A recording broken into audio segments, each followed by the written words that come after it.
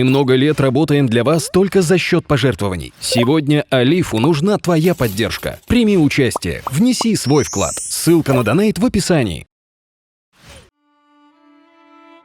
Война и депортация – это кровоточащие раны в судьбе крымско-татарского народа.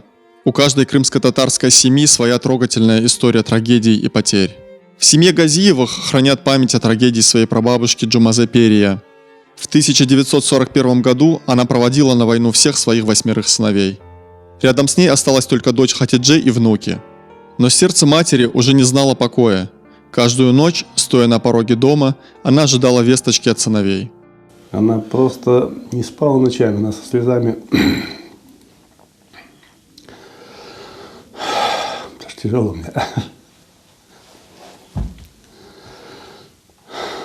Со слезами выходила на порог, и это тяжело вспоминать. Вот, и каждую ночь она ждала. Я не знаю, это надо большое материнское сердце. Ждать на пороге своих детей. Ведь не было весточек, не было информации никакой. Больше всего Джумазе Ханым боялась не дождаться своих сыновей с войны.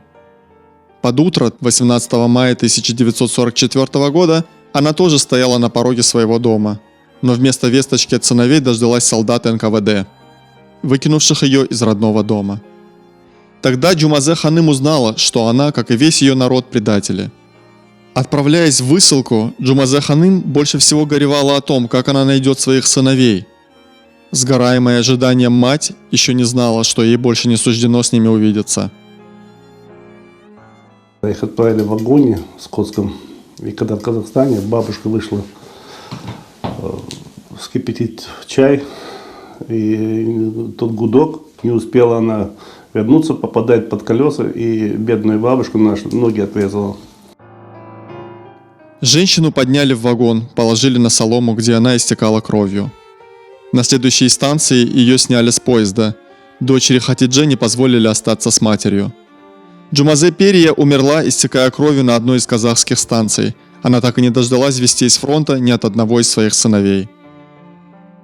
Обидно то, что эта мать, воспитавшая 8 детей, дочь, сыновья, которые воевали в этот момент шли на подвиги, рискуя своей жизнью. Она не дождалась, не смогла обнять своих близких, родных детей. Она так не дождалась. Так она и умерла. Двое сыновей Джумазе Ханым, Искендер и Изет, не вернулись с войны и числятся пропавшими без вести. Остальные 6 вернулись с боевыми наградами. Один из них, Мамуд, дошел до Берлина. Вместе с сестрой Хатидже они много лет пытались узнать о месте захоронения матери и похоронена ли она вообще, но поиски были безрезультатны. Внук Хатиджи и сейчас занимается поиском информации о погибшей прабабушке и своих героических родственниках. Зарина Ваапова, Искандер Набиев и Магомед Туаев, Крым.